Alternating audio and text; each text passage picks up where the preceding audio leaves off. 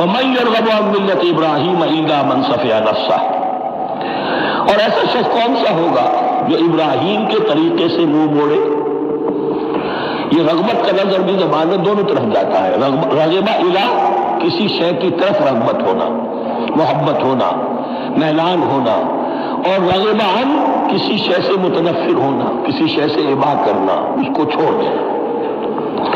وَمَن يَرْغَبُ عَن مِّلَّةِ إِبْرَاهِيمَ إِلَّا مَن سَفِهَ نَفْسَهُ، سوائے اس کے جس نے اپنے آپ کو حماقت ہی میں مبتلا کرنے کا فیصلہ کر لیا ہو. اور کون ہوگا جو ابراہیم کے طریقے سے منہ موڑے؟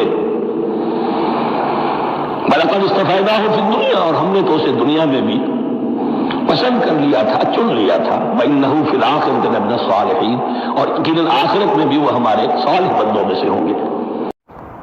اذ قال له ربه اسلم قال اسلمت لرب العالمین، جب کہا اس سے اس کے پروردگار نے کہ مانو میرا حکم، اس نے کہا پروردگار قبول ہے تیرا حکم، یہاں تک کہ ذبح کرو بیٹے کو. حاضر. یہ آخری امتحان تھا، آخری.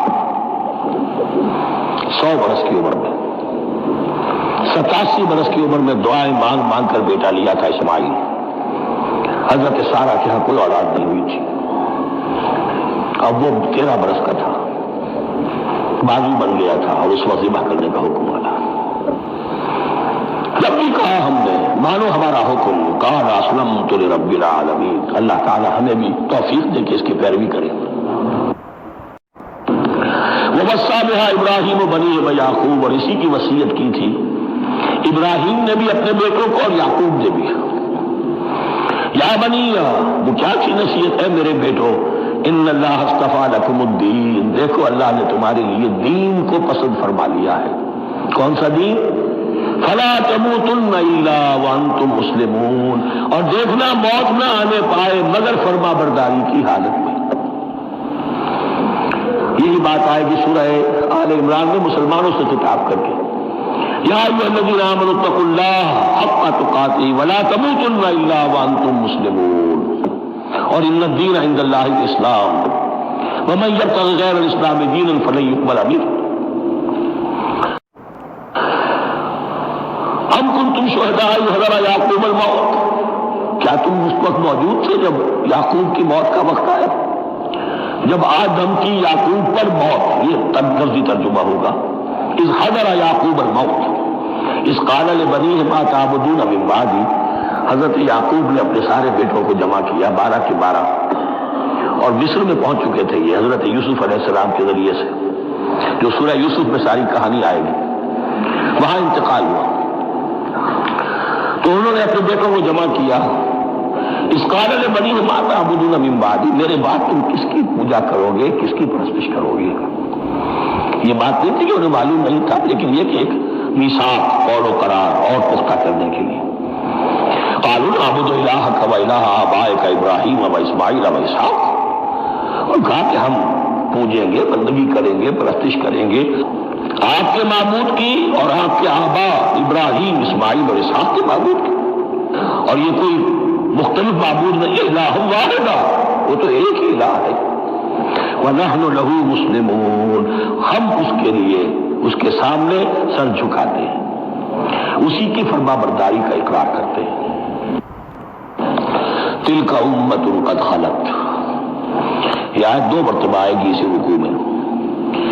یہ ایک گروہ تھا انسانوں کا جو گزر گیا، ابراہیم، اسماعیل، اسحاق، یعقوب، ان کی اولاد. قد خلت، وہ گزر گئے.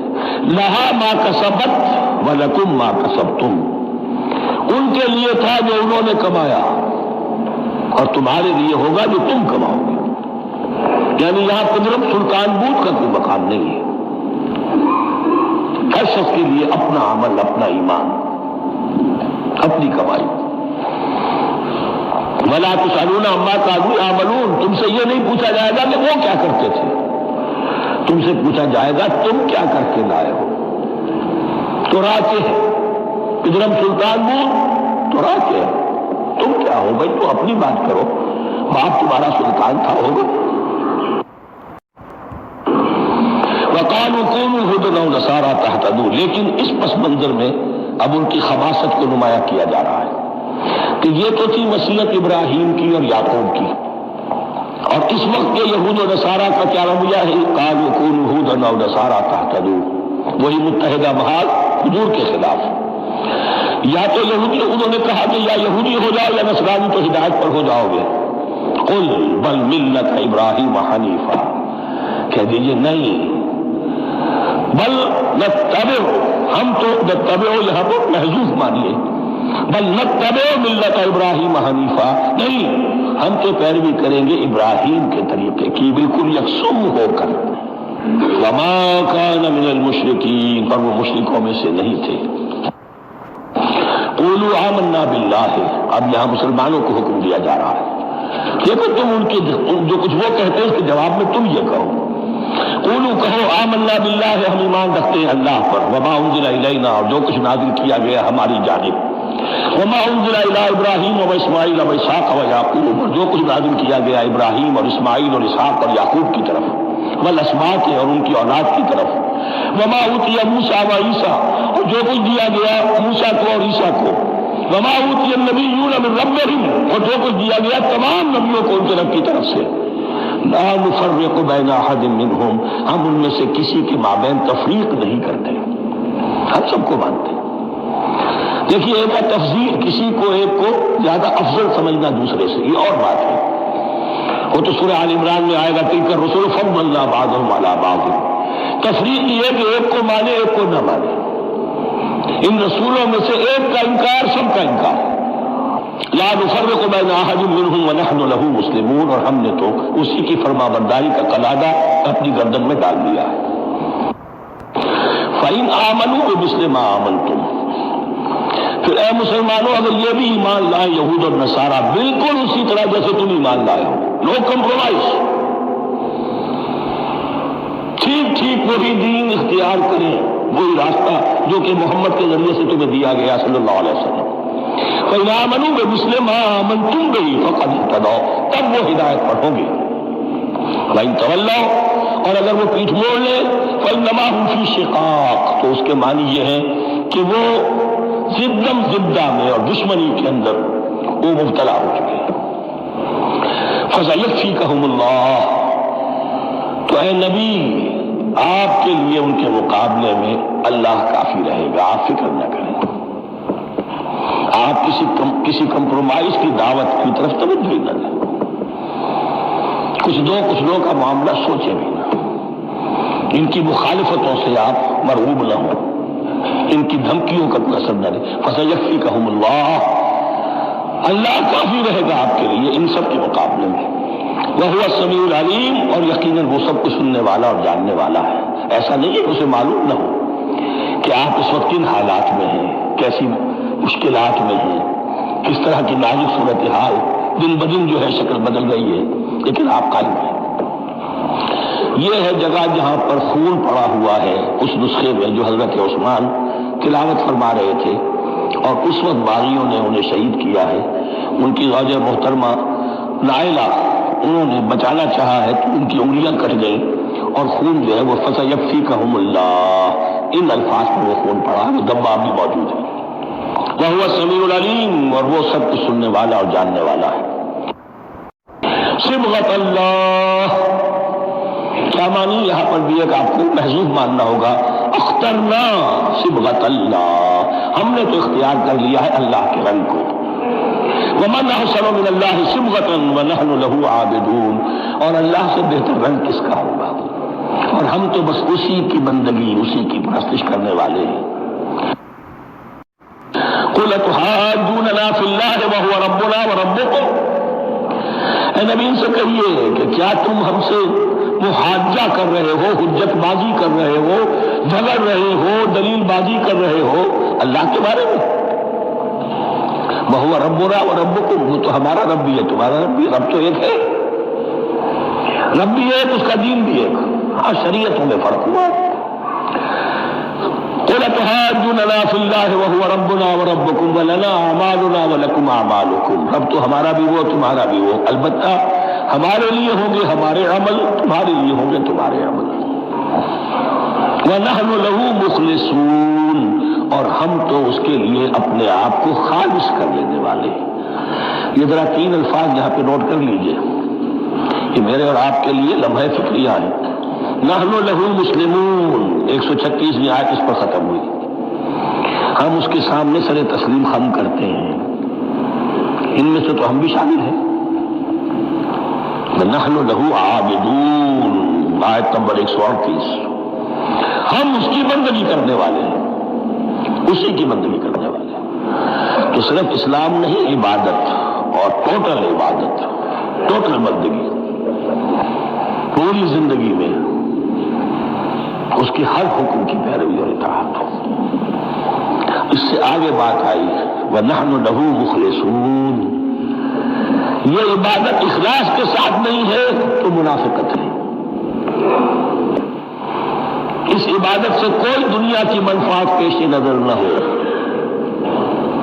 سوداگری نہیں، یہ عبادت خدا کی ہے۔ دنیا بنانا، دنیا کمانا، دین کو ذریعہ بنانا، اس سے بڑا، اس سے بڑی اور اس سے گری ہوئی کوئی حرکت نہیں۔ اخلاص، حضور نے فرمایا من صلی یرائی فقد اشرکا ومن صام یرائی فقد اشرکا ومن تصدق یرائی فقد اشرکا، جس نے نماز پڑھی دکھاوے کے لیے اس نے شرک کیا، جس نے روزہ رکھا دکھاوے کے لیے اس نے شرک کیا، اور جس نے صدقہ خیرات دیا دکھاوے کے لیے اس نے شرک کیا۔ وَنَحْنُ لَهُ مُخْلِصُونَ، نَحْنُ لَهُ مُسْلِمُونَ، نَحْنُ لَهُ عَابِدُونَ، نَحْنُ لَهُ مُخْلِصُونَ۔ اللهم ربنا اجعلنا منهم، اللهم ربنا اجعلنا منهم۔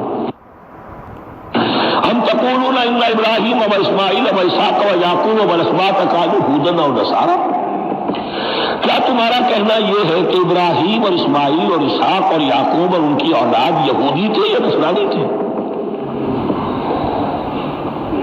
تم جو کہتے ہو کہ یا یہودی ہو جاؤ یا نصرانی تب ہدایت پاؤ گے، تو ابراہیم یہودی تھے یا نصرانی تھے؟ اور اسحاق اور یعقوب اور یوسف اور موسیٰ اور عیسیٰ یہ کون تھے؟ یہی بات آج مسلمانوں کو سوچنی چاہیے۔ محمد الرسول اللہ ان کے اصحاب دیوبندی تھے یا بریلوی تھے یا اہل حدیث تھے یا شیعہ تھے یا سنی تھے؟ ان تقسیموں سے اوپر ہونے کی ضرورت ہے۔ اللہ کے ساتھ اخلاص کا تقاضا یہ ہے، ٹھیک ہے ایک فقہی مسلک کے اعتبار سے ایک شخص کسی مسلک کی پیروی کر رہا ہے، لیکن اپنے آپ کو اس سے آئیڈینٹیفائی کرانا اور اس مسلک کو مقدم رکھنا دین پر، اور اس مسلک ہی کے لیے محنت اور مشقت اور بھاگ دوڑ تبلیغ ہو رہی ہے اسی کی، یہ چیز بالکل اس اصل حقیقت کے خلاف ہے کہ جو اللہ کے دین نے ہمیں سکھائی ہے۔ ہم تقولون ان ابراہیم و اسماعیل و اسحاق و یعقوب والاسباط كانوا هودا و نصارا قل انتم اعلم ام اللہ، کہیے ان سے کہ تم زیادہ جانتے ہو یا اللہ زیادہ جانتا ہے۔ امن اظلم ممن كتم شہادۃ عنده من اللہ، کان کھول کر سن لو، اس سے بڑھ کر ظالم کون ہوگا جس نے اللہ کی ایک گواہی جو اس کے پاس تھی اسے چھپا لیا۔ تمہارے پاس گواہیاں ہیں، علماء یہود جانتے تھے یہ اللہ کے رسول ہیں جن کے ہم منتظر تھے، اس گواہی کو چھپائے بیٹھے۔ ومن اظلم ممن كتم شہادۃ عنده من اللہ وما اللہ بغافل عما تعملون، اور اللہ ہرگز غافل نہیں ہے کہ اس سے جو تم کر رہے ہو۔ تلک امۃ قد خلت، یہ گروہ مقدس جماعت تھی یہ جس کے یہ گلے سرسبت تھے، یہ گزر گئے۔ لہا ما کسبت ولکم ما کسبتم، جو کمائی انہوں نے کی، جو عمل انہوں نے کمائے ان کے لیے، تمہارے لیے نہیں۔ تمہارے لیے وہ ہوگا جو تم کماؤ گے، ولا تسألون عما كانوا يعملون، اور تم سے ان کے عمل کے بارے میں نہیں پوچھا جائے گا کہ انہوں نے کیا کیا، تم سے سوال یہ ہوگا کہ تم نے کیا کیا۔